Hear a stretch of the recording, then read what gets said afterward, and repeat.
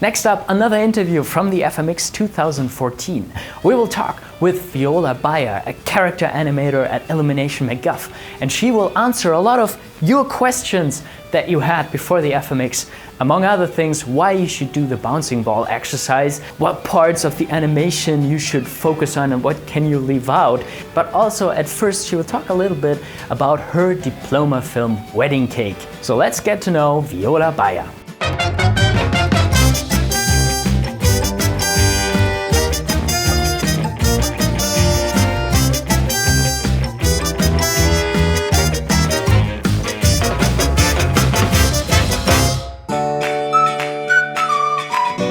I'm here now with Viola Baier. She's an animator at Illumination McGuff. Her diploma film Wedding Cake won the Annie Award. What project is that actually? What was that?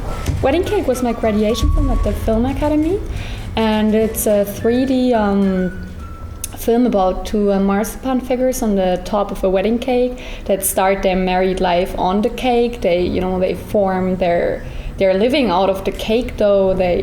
They communicate over the cake, they build a new family member out of the cake, and eventually their love vanishes and there are problems in their marriage, and that's basically what my film is about. Mm-hmm. Why this topic?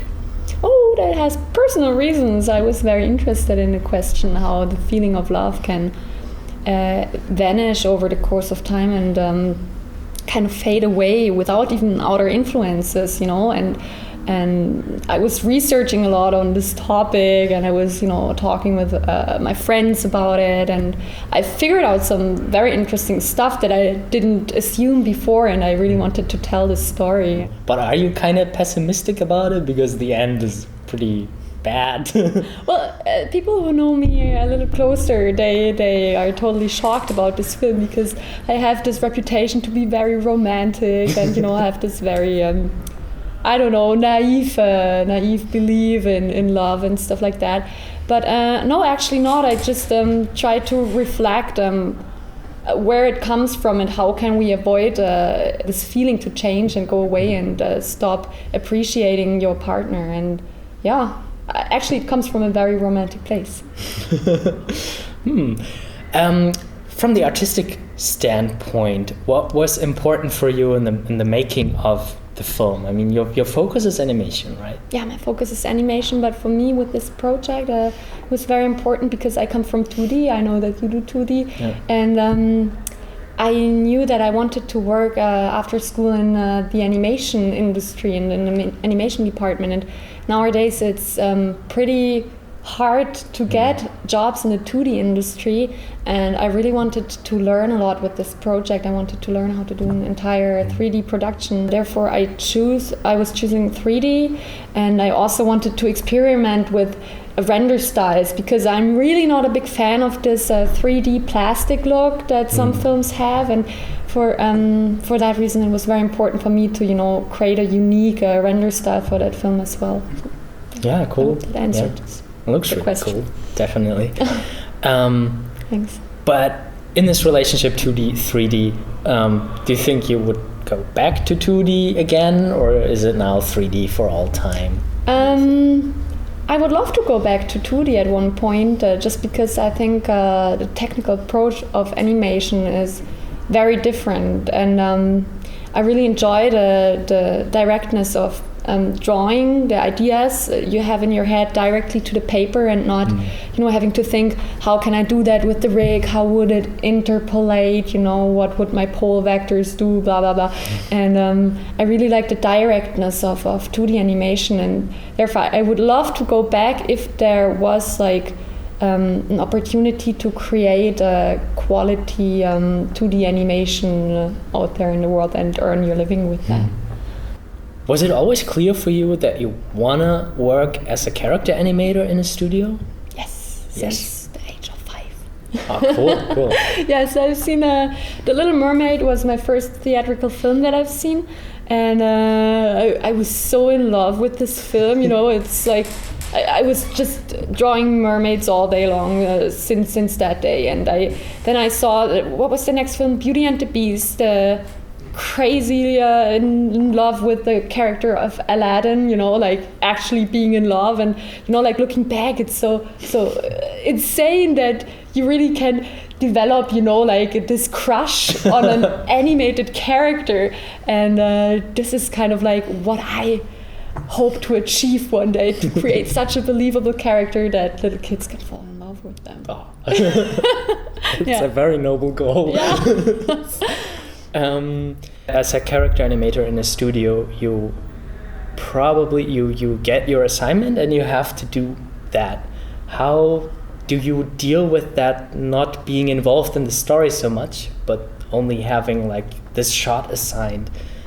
Do you mean like how I feel about, you know, not having the control of the director? Yeah. It's okay. It's good for me at the moment right now, because I worked 2.5 years on this film, and I was overlooking every department, and I was also an artist on the film, and I at 8-9 o'clock at the night got to do my artist workload that I had for each day, and I was planned in as a normal artist. So it was very long work hours, very much multitasking all at the same time. And therefore, I'm really, really glad for now to just have the responsibility of one thing that I can focus on. Cool. Yeah, maybe later, at a later point in time, I would be open for directing again. Nice, yeah. Actually, we asked you for questions before the FMX, and we got a lot of questions for a character animator. Well, now with you being the only character animator that I interview, you have to answer all those questions. Oh my god. Let's see what I can do. Yeah, so first we got one from Funda, something like that. She asked, did you ever do the bouncing ball exercise? Everyone says to do it, but I never see any pros doing it. Well, Funda, every pro has done the bouncing ball like 100 times.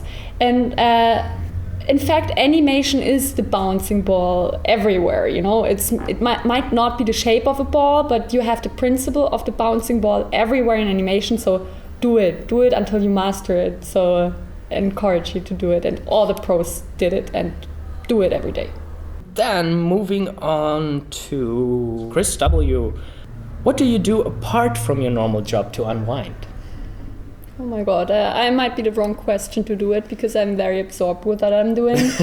That's unhealthy. I have to learn a little bit on that. But usually I enjoy to read a lot, to, you know, interest myself also in things that are very unrelated to any storytelling, animation kind of things. I really like to educate myself about, is that nerdy? Like astronomy and stuff like that? I don't know. Why not? But sure. yeah, like things that people do to enjoy life, I guess, and living life. I think you can only learn from that for your work. So yeah, I don't know if that's a good answer. Yes, that makes sense. I mean, in the end, everything that we do besides animation can also influence us and come back into animation. Yeah, that's right. How often do you practice outside of work for art? I used to do it a lot when I was still doing my graduation film, because, you know, my graduation film, in my case, it's like I did 3D for 2 years and for finishing my graduation film, and I really did not draw anymore. I was just kind of trapped in this gray polygon 3D world, and it was really, really great for me to in between just switch my brain off for 2 hours and do speed paintings. And this is how I really could, you know, like stop worrying about all the departments and all the things in the film production, and just focus on, you know, making the right color decision, and like really maybe dumb little silly things, but that really helped me to switch my brain off. And this is how I practice. But I mean, it's not animation practice. Still art practice. Yeah, but you know, like of course you try to learn every day. You watch making ofs on the internet whenever you can find something new, and you talk to your friends and other people, and yeah. You exchange your knowledge, I guess. Do you have an own project besides the work, or is it just the work at the moment? At the moment, it's just the work, but I really should start an old project again. I think that enhances your work always to have something on the side which is yours and where you make all the decisions yourself. Yeah. We have another very good question from Vera S. If you know you have to work fast and barely enough time for your project, where would you do cuts in character animation? And then again, what would you never leave out? That was one good example. Like, I'm a very perfectionist person, and on my graduation film, we had my main character. She had some earrings, and at the beginning of the production, where we still had more time, or we thought we had more time, I would animate those earrings, when she would do a head movements, I would do some overlaps and stuff. And one day my producer came to my room and gave me a prohibition to animate the earrings again. And there I would be saying, yeah, okay, I see your point. Yeah, we have to focus on other things. I would not compromise on facial animation, never, because it's the eyes and the facial that I think are the most important thing in character animation, at least. The question that I ask everyone, what would be like the most important advice that you have for an aspiring animator to give? What would that be? Patience and persistence. Yeah. That's in fact it, there are really some super talented people out there who are just born with talent, but that's very rare. Most of the people I know really practice all the time, and they, you might only see the successes, but behind their success there are a lot of failures that preceded toward before the success, and you never see them. But I really believe in persistency, so that's not give up after you fall down, but always stand up and do your thing and believe in yourself and trust your gut. That's like everything, it's a lot of work, it takes practice. Another question from Vera: what's your favorite task or favorite thing in animating? My favorite task is actually the little details. I love facial animation. As I said, I wouldn't compromise on that because I just think it's so powerful, and you can tell so much with the eyes, and therefore I love little subtle things, that might seem, like unnecessary, like when you smile to animate, the lower eyelid, like to push that up or something. But it does so much, and it gives so much life to your character that I really, really enjoy those little details. Mm-hmm. Do you have a favorite character that you animated? That I animated? Or also that you want to animate?